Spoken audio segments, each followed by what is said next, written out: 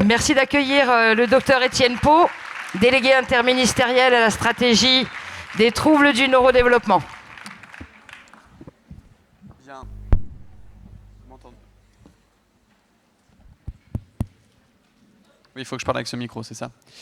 Mesdames et messieurs, chers professionnels des plateformes de coordination et d'orientation, chères personnes concernées, chères familles qui peuvent être aussi présentes dans cette salle. Tout d'abord, permettez-moi de remercier très chaleureusement Christelle et puis Anne et toute l'équipe de la PCO qui ont organisé cette journée et qui montrent que finalement, quand on laisse les professionnels s'organiser, se fédérer, ça fonctionne parfois bien mieux que quand c'est l'action publique qui le fait.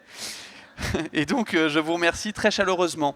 Je suis extrêmement impressionné de voir autant de professionnels réunis pour les plateformes de coordination et d'orientation. Et je voulais juste vous demander, pour changer un peu des photos qu'on a sur les réseaux, si je pouvais vous prendre en photo collectivement, pour montrer à quel point vous pouvez faire ce que vous voulez, des signes.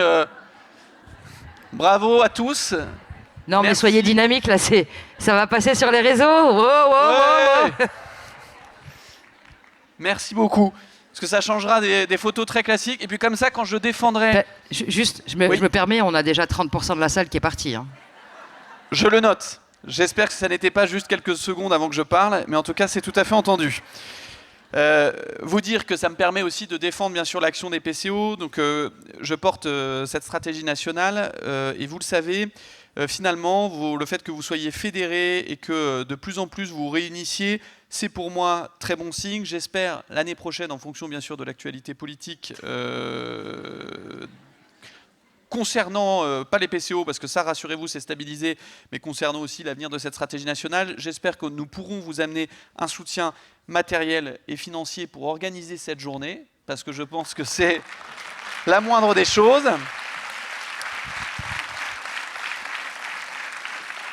Les PCO, je ne vais pas revenir sur la définition des PCO, parce que je pourrais vous faire tout un laïus pour vous dire à quel point ce que vous faites est fabuleux et vous rappeler finalement en quoi vous êtes utile, mais vous le savez parce que c'est vous qui portez ces PCO.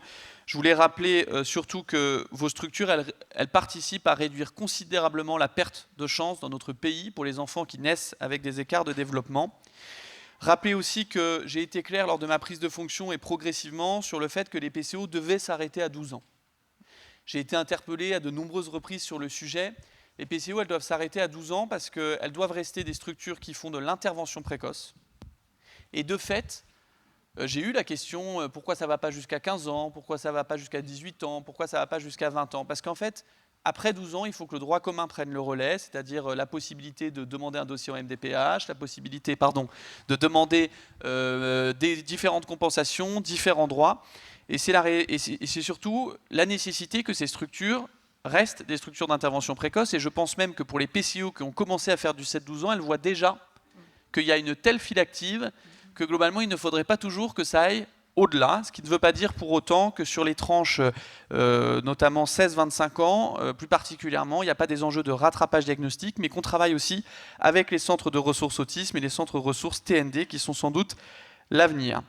Je souhaitais aussi vous rappeler que cet âge médian au repérage dans l'ensemble des PCO 0-6 ans de 4 ans est un âge qui s'est réduit progressivement, qui doit encore nous challenger bien sûr, parce que dans l'ensemble des plateformes de coordination et d'orientation 0-6 ans, qui en grande majorité accueillent des troubles du spectre de l'autisme, on a cet enjeu de repérer toujours plus tôt. Ça peut être aussi repérer, ça a été mentionné, ou diagnostiquer un retard global de développement, qui est une entité, je crois, que vous avez évoquée, mais qui est aussi fondamentale. C'est-à-dire qu'il ne s'agit pas toujours de contribuer à poser un diagnostic tout de suite autisme, trouble 10, TDAH, trouble du développement intellectuel. Il y a aussi globalement des entités diagnostiques qui peuvent être dans un premier temps posées et puis après affinées progressivement au fur et à mesure des mois et des années. De la même façon que vous le savez, les troubles du neurodéveloppement incluent bien d'autres troubles que ceux qui sont décrits dans cette stratégie nationale. Depuis l'ouverture des plateformes de coordination et d'orientation, c'est bien sûr des dizaines de milliers d'enfants qui ont été repérés grâce à vous et il y a encore des chantiers importants. Des chantiers sur les perspectives de vos plateformes de coordination et d'orientation, l'outillage de celles-ci, vous l'avez évoqué. C'est un sujet qu'on a confié bien sûr à l'ANAP pour qu'il y ait une boîte à outils concrète qui vous permette éventuellement d'avoir des outils, une batterie d'outils qui vous permettent d'organiser. Est-ce qu'au niveau RH, vous pouvez vous inspirer de tel ou tel PCO? Est-ce qu'au niveau logistique, il y a des idées que vous n'auriez pas eues? Et aussi au niveau informatique, car je le sais, vous êtes en recherche pour un certain nombre d'entre vous de l'outillage informatique idéal. Et j'ai pris la décision, que j'assume, de renoncer à un outil informatique national. Je vais vous expliquer pourquoi. C'est que je suis plus confiant sur la capacité des PCO à choisir leur équipement et à faire de l'interopérabilité que sur notre capacité nationale à imposer un outil informatique unique. Et c'était une décision pas facile à prendre, mais je l'assume. C'est aussi l'expérimentation de l'ouverture possible de l'adressage. Vous voyez que tout de suite, je suis en train de dire, rassurez-vous, de l'ouverture de l'adressage vers les plateformes de coordination et d'orientation. Pour ceux qui me connaissent un peu plus, j'ai l'habitude quand même de beaucoup me balader pour aller vous rencontrer les uns et les autres.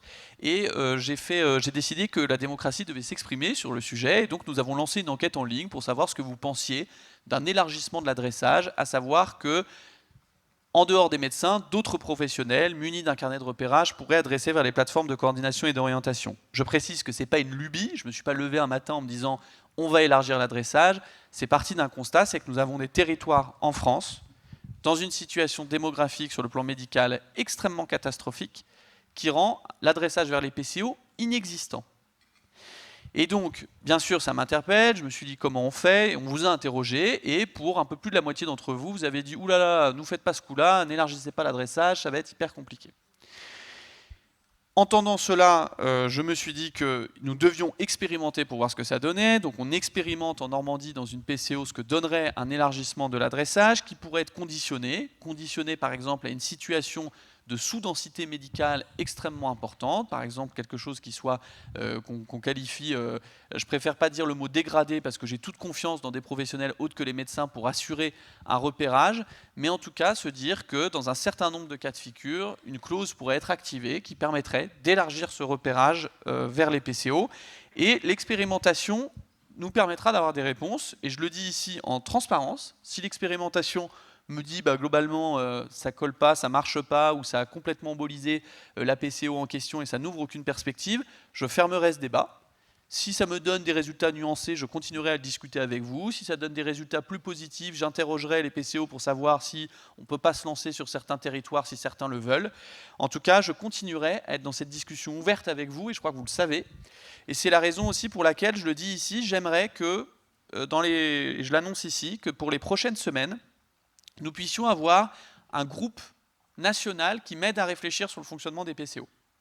J'ai besoin que vous vous portiez candidat, donc s'il y en a qui sont, j'en profite vu que vous êtes tous là, si vous êtes candidat, alors on a déjà des PCO avec qui on peut échanger, j'échange beaucoup bien sûr avec Christelle, avec Anne, avec un certain nombre d'entre vous, mais un groupe national associant des professionnels de différentes catégories qui accepteraient de réfléchir avec nous sur le fonctionnement des PCO, qui soit une sorte de comité de pilotage national, m'intéresse beaucoup. Je ne suis pas sûr qu'il y aura des centaines de candidats, parce que ça représente un investissement. Je m'engage à ne pas vous solliciter tous les 4 matins, mais si certains d'entre vous sont intéressés, sachez qu'on fera passer le message au travers de vos différents réseaux, parce que j'imagine qu'il y a plein de boucles, WhatsApp, mail, etc. Et on vous partagera l'adresse mail auquel vous pouvez vous porter candidat.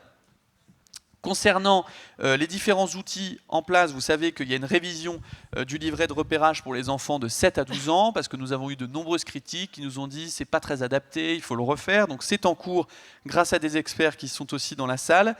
Et j'aimerais à terme qu'on puisse arriver à une nouvelle mouture de livret qui finalement puisse faire les 0-12 ans, de façon plus simplifiée. Mais je vais pour la première fois vous faire aussi un petit aveu concernant ce livret de repérage, et je profite d'avoir notamment quelques patrons de centres d'excellence qui sont présents dans la salle. C'est que j'aimerais qu'on arrive à rehausser un tout petit peu l'exigence scientifique de ces livrets de repérage, à savoir qu'on ne peut pas d'un côté avoir une parole qui dit on doit être toujours au plus haut niveau de preuve dans la science, dans les grilles que l'on propose, et finalement avoir un niveau de preuve qui n'est pas le fait des experts, qui sur ces grilles de repérage reste assez faible. Parce que c'est des grilles de repérage qui sont un consensus d'experts, qui fonctionnent bien, mais qui, si vous voulez, ne sont pas validées à proprement parler. Et donc, j'en profite pour le dire ici, je serais ravi de pouvoir encourager des travaux sur le sujet pour qu'on puisse voir si on n'atteint pas un niveau de validation supplémentaire au travers d'une équipe ou d'équipes de recherche au pluriel qui souhaiteraient s'y investir. Concernant les outils numériques, je vous en ai parlé. Je souhaite aussi que les indicateurs que vous renseignez sur les plateformes de coordination et d'orientation, sur lesquels, normalement, à mon arrivée, j'ai commencé à simplifier les choses, parce qu'il y avait une liste d'indicateurs qui était très conséquente, avec des mélanges entre année N-1, qui moi-même m'ont rendu perplexe. Je continuerai à affiner ça, et surtout, la présentation de ces résultats bénéficie depuis quelques semaines d'un portail visuel qui est utilisable en interne, que je souhaite ouvrir au grand public. C'est-à-dire que je souhaite que n'importe quel citoyen puisse voir globalement le fonctionnement des PCO, ou plutôt les délais, etc. Parce que votre travail, je vous le dis avec sincérité, est tellement exceptionnel et a changé la donne dans ce pays que vous n'avez pas à rougir. C'est-à-dire qu'il y a des PCO qui ont des très grosses files d'attente, il y en a qui ont des files d'attente moins importantes, mais à chaque fois, j'ai les explications. Et c'est tout à fait argumentable, et c'est plutôt, ça nous challenge pour dire comment on fait pour s'organiser mieux. Et donc, je souhaite que cet outil soit visible d'abord pour vous, les professionnels, mais aussi pour les familles. Bien sûr, il y a des enjeux que vous avez partagés autour de la place du médecin, on vient d'en parler. Je souhaite que le médecin, quand on discute de cet élargissement de l'adressage, je pense que le médecin doit être en fait présent, et ça doit être conditionné au fonctionnement du parcours d'un enfant dans une PCO. Autrement dit, quand je discute de l'élargissement de l'adressage, souvent la première chose qu'on me dit, c'est « mais oui, mais en fait le médecin il est fondamental ».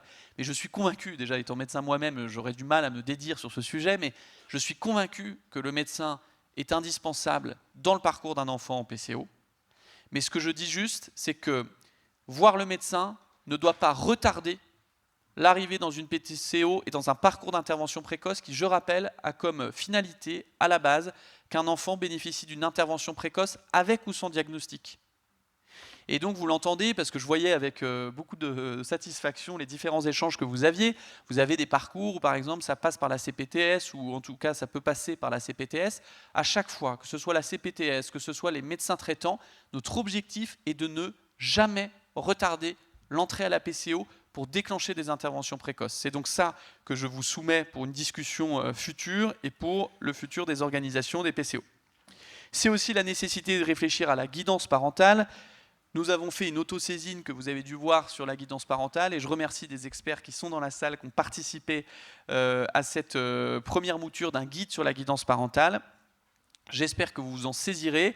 Sachez que c'est tout à fait attenant à une demande officielle que j'ai faite au budget de la sécurité sociale. Donc là, vous êtes en train de vous dire, mais le budget de la sécurité sociale, où on en est? Je vous confirme que pour l'instant, nous n'avons pas de budget pour la sécurité sociale, en tout cas à l'heure où je vous parle. Cependant, j'ai demandé à ce qu'il y ait un forfait de guidance parentale qui soit dans les PCO. Alors n'applaudissez pas trop vite. Le budget n'est pas voté, et encore une fois, après, il peut encore y avoir des arbitrages. Donc ça veut dire que ça n'est pas acté, ça n'est pas acquis, mais en tout cas, ça a été soumis, ça a été posé, et donc mon souhait serait qu'il puisse y avoir donc un nouveau forfait de guidance parentale qui puisse être activé pour les enfants. De la même façon que j'ai commencé à poser les bases d'une réflexion plus large, à savoir que les plateformes de coordination et d'orientation, vous pouvez activer, vous le connaissez par cœur, 1500 x 3, 1500 psychomotes, 1500 ergo, 1500 psychologues. J'ai interrogé auprès de l'assurance maladie la possibilité que ces 1500 puissent être cumulés, en tout cas c'est 4500 plus exactement. Vous m'avez suivi encore? Oui. Ces 4500 puissent être cumulés sur une seule tête, parce qu'il y a des enfants peut-être qui ont besoin de plus de psychomotes, plus d'ergo, et qu'en fait on n'a pas nécessairement besoin des trois. Et aussi dans l'autre sens, s'interroger, faut-il des professionnels, autres que ces trois professionnels, qui puissent être activés? C'est par exemple le cas pour la guidance parentale. Est-ce que des éducateurs spécialisés qui souhaiteraient... Alors, là encore, n'applaudissez pas trop vite.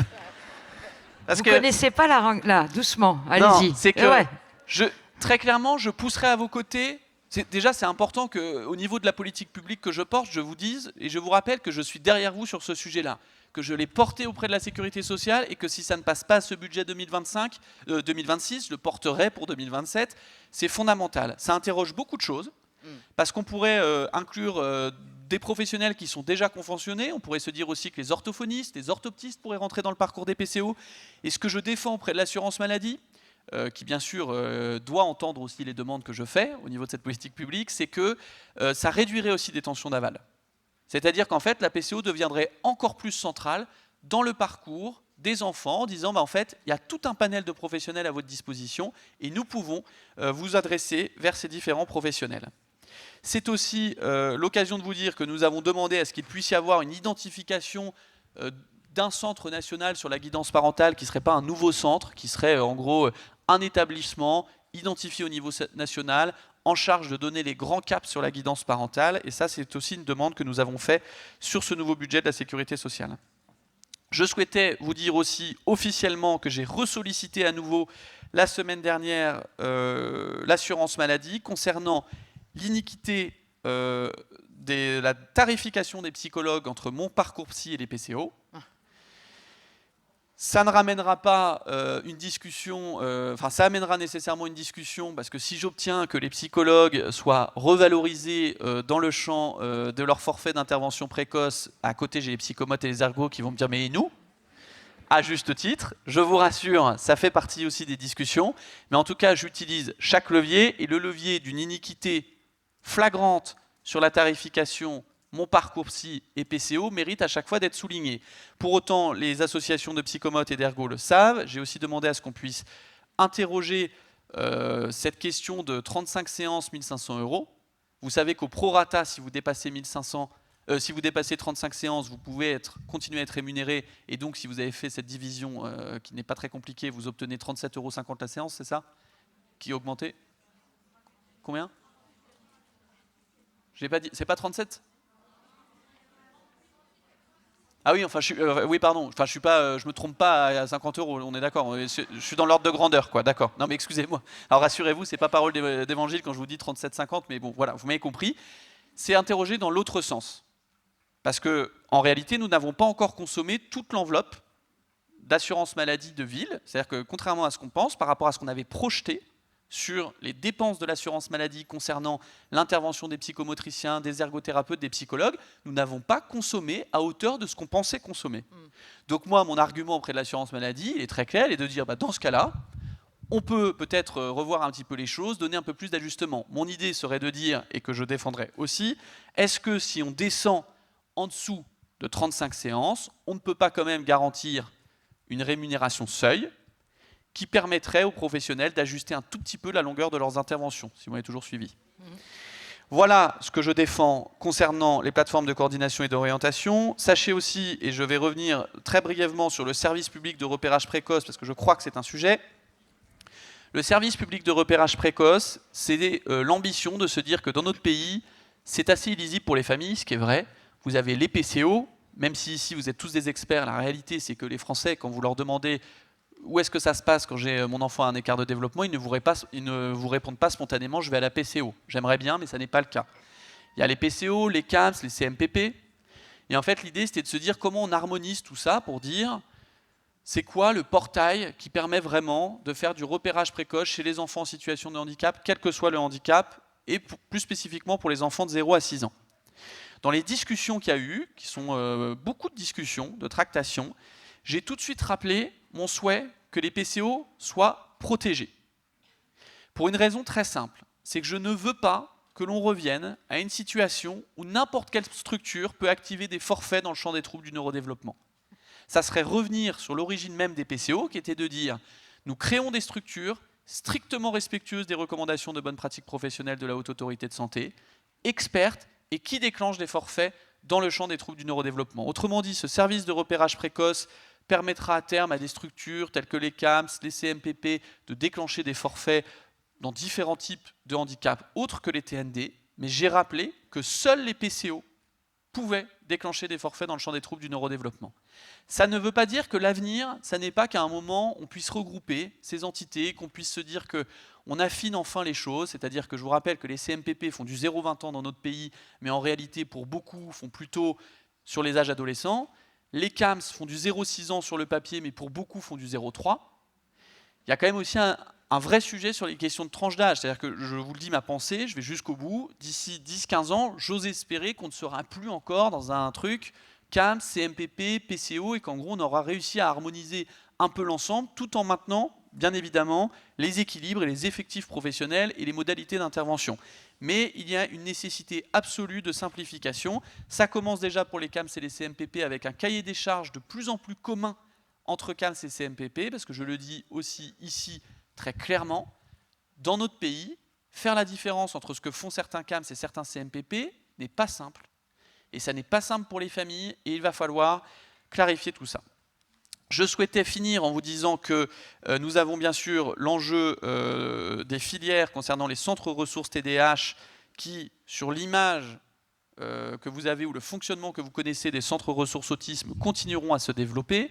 Cependant, j'ai insisté, ces centres ressources TDAH qui vont ouvrir dans chaque région, devront associer l'ensemble des professionnels, ce qui a été très bien respecté dans les premières réponses. Autrement dit, je ne veux aucun conflit entre la pédopsychiatrie, la pédiatrie ou différentes catégories professionnelles. Donc je souhaite qu'il y ait au maximum une réponse à appel à projet par région.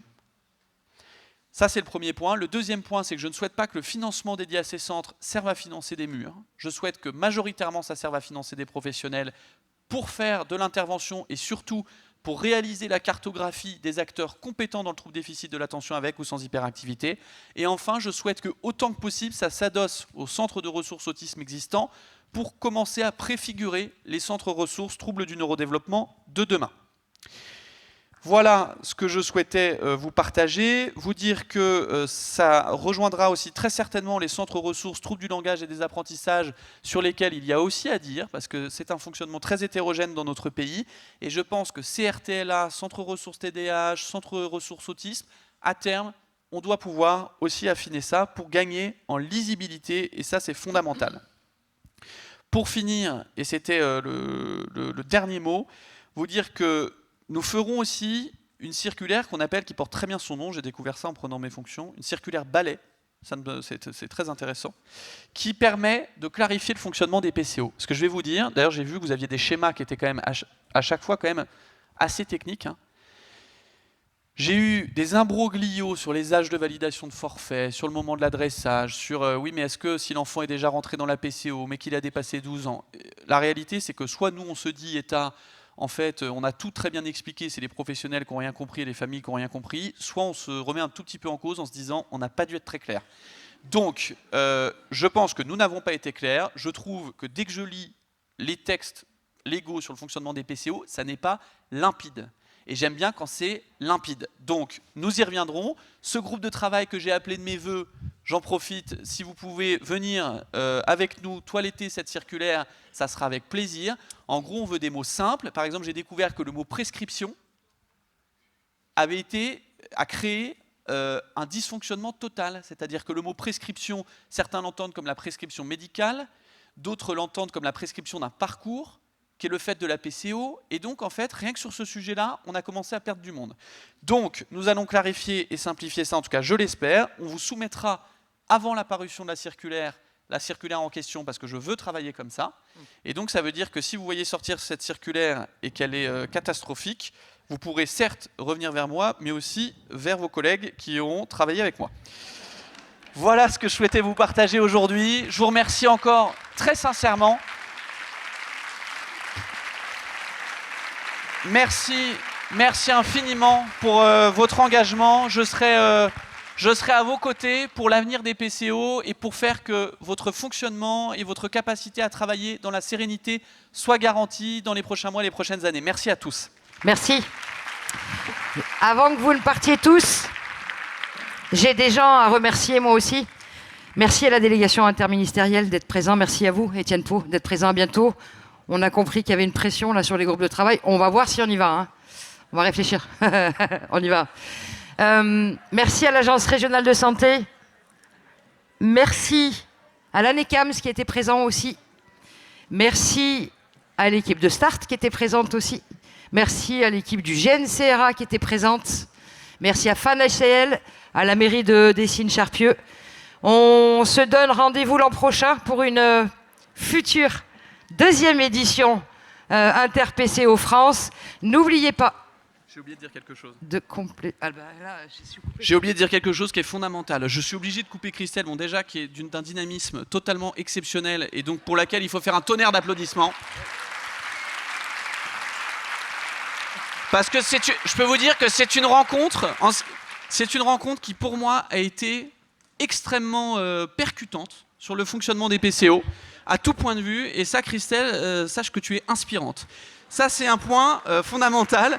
Le deuxième point, c'est que j'ai oublié, sinon je vais me faire taper sur les doigts, l'étude Condor que porte le Centre d'excellence de Tours est une étude fondamentale pour justement montrer l'efficacité de nos PCO, montrer à quel point c'est indispensable dans notre pays. Et c'est une occasion unique de suivre des dizaines de milliers d'enfants et de montrer en quoi ça fonctionne, de faire du repérage et de l'intervention précoce. Donc autrement dit, si on vous appelle et qu'on vous dit « Est-ce que vous venez dans le projet Condor ? Est-ce que vous acceptez d'inclure, etc. ?» La réponse c'est oui. Merci beaucoup.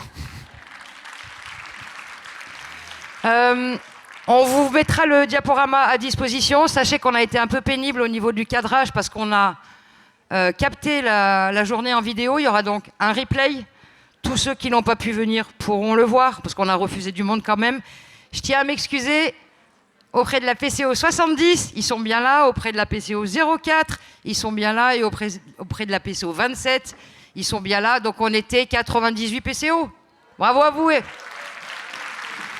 Bon retour.